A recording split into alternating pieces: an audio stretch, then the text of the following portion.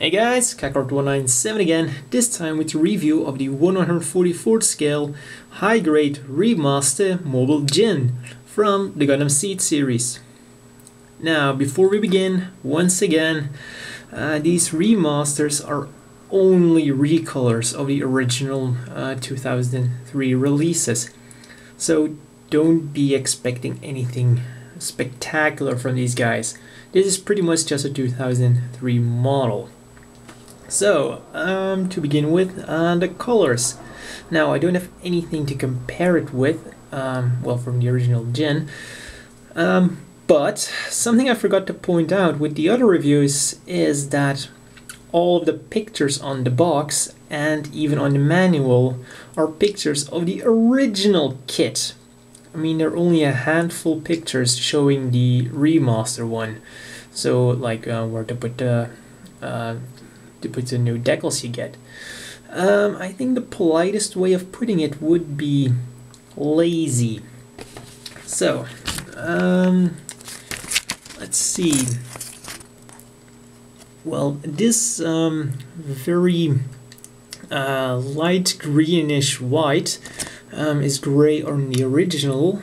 The gray here seems to be slightly more greenish gray than the original. The orange seems to be pretty much the same. The black has weird sparkles in it.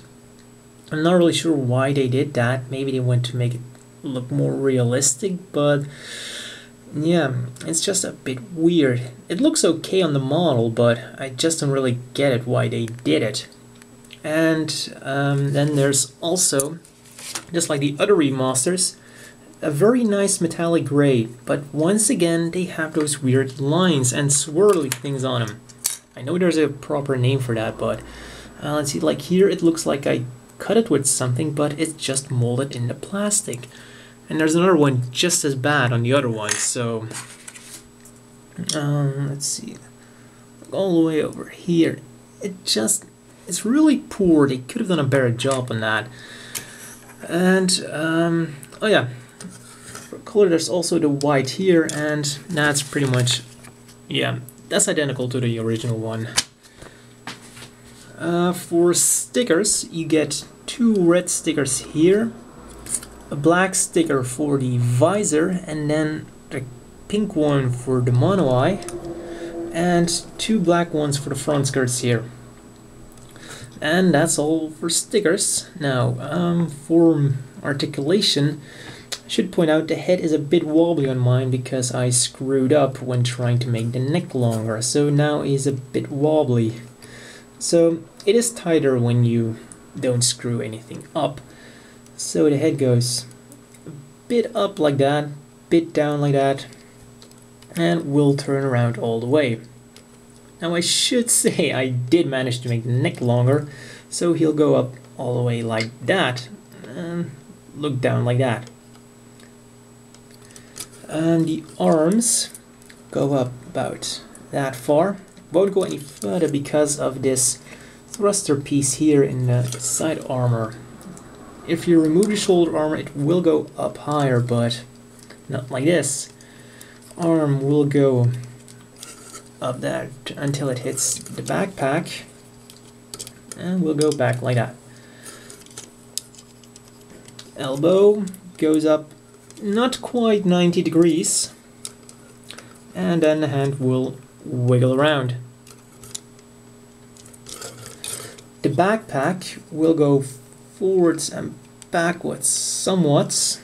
We'll go out like that, and then this little flap here can also move. I think it's kind of weird that you can't like really turn him like that to give him a vertical movement, horizontal movement. But yeah, it's kind of weird. The Saigu can do it. So I've always wondered, I mean, it looks like he can only go upwards like this. Oh yeah, also some extra movement here. With the backpack, we'll be able to move out a little bit. The waist will turn around all the way. Oh, just kind of forgot that little thing there. So when you remove the connector piece, it will move around all the way.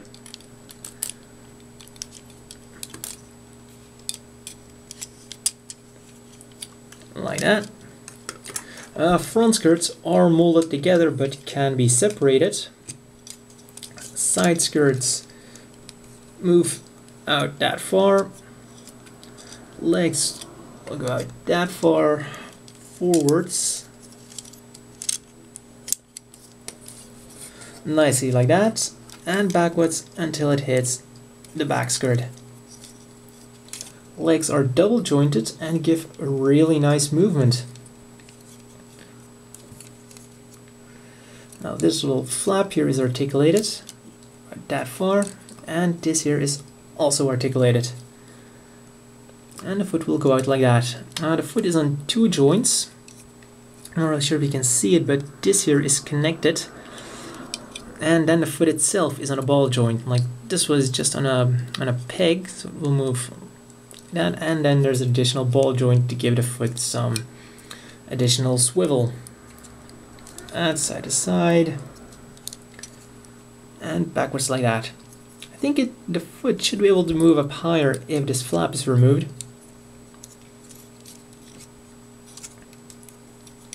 So overall, it's some really nice articulation for a 2003 model.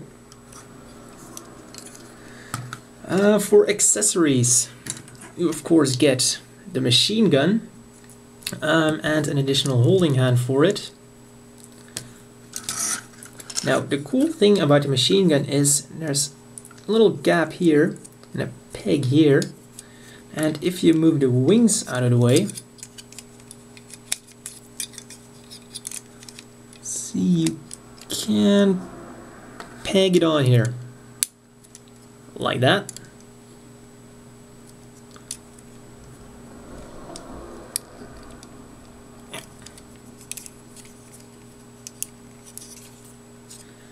There we go. Then there's the sword, which will fit rather nicely on both hands. Once you get it in there all the way, it will sit really securely. Not gonna fall out. I mean, that's really good.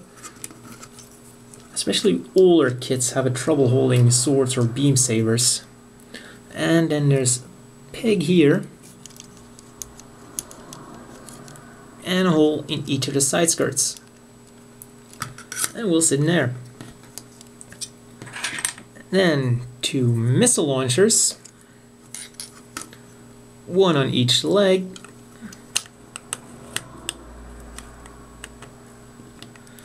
and they will also sit very securely.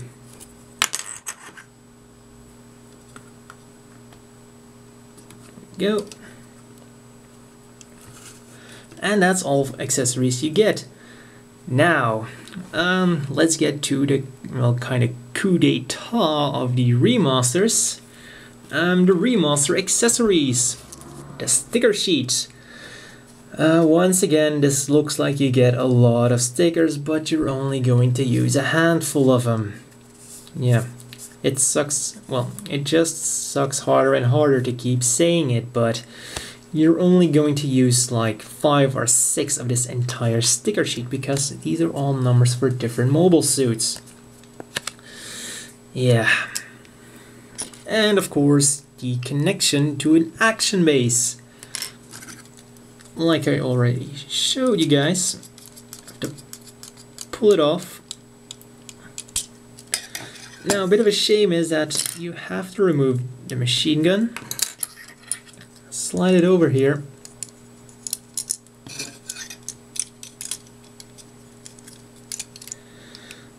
once again connect it, and now the Ginn has a gap here.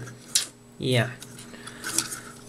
Also, he won't be able to completely turn around because this is an exact fit to the upper torso. So when you move the torso around, you will also have to move the peg around, which is why you can no longer move around all the way. And then of course you can connect them to either a big action base or a small action base with the provided attachment part.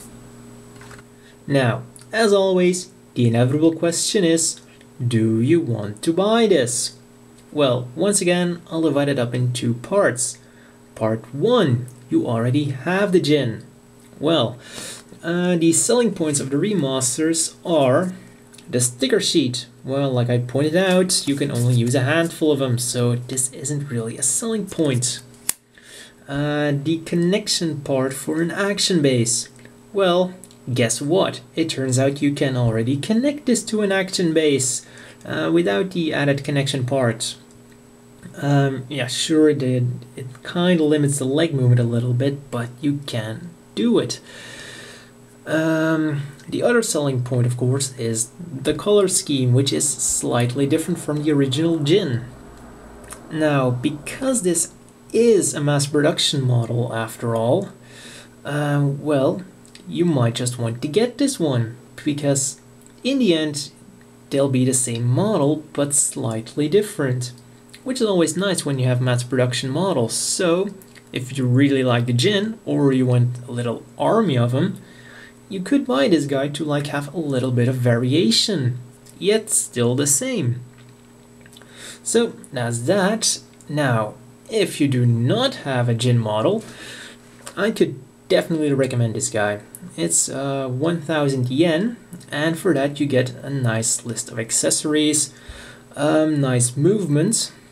So overall it's a very solid kit. The only little problems are the elbows, which could have bent a little bit further, and the shoulders, which could have gone out a bit more. And that's really all the problems I can name with this kit. Now, another little one is, and it also kind of has to do with the price a little bit. For 1000 yen, you can't really complain about the accessories, but if you've seen the anime, you know that the Ginn should come with a lot more accessories. Just to name a few, it comes with a bazooka, it comes with a giant beam cannon, and then it comes with those giant missiles that mount on both arms. So it wouldn't have killed them to include a few more accessories, but then of course the price would have been a bit higher, so it's a little bit give and take there. But in the end, this is definitely a great kit for 1000 yen, and despite being so old, it's still really, really nice. So, for a few comparisons, of course, the Zaku F2, because the Ginn is of course the CE version of the Zaku. And his best friend, Phantom Pain. So, that's all for this review, and see you next time.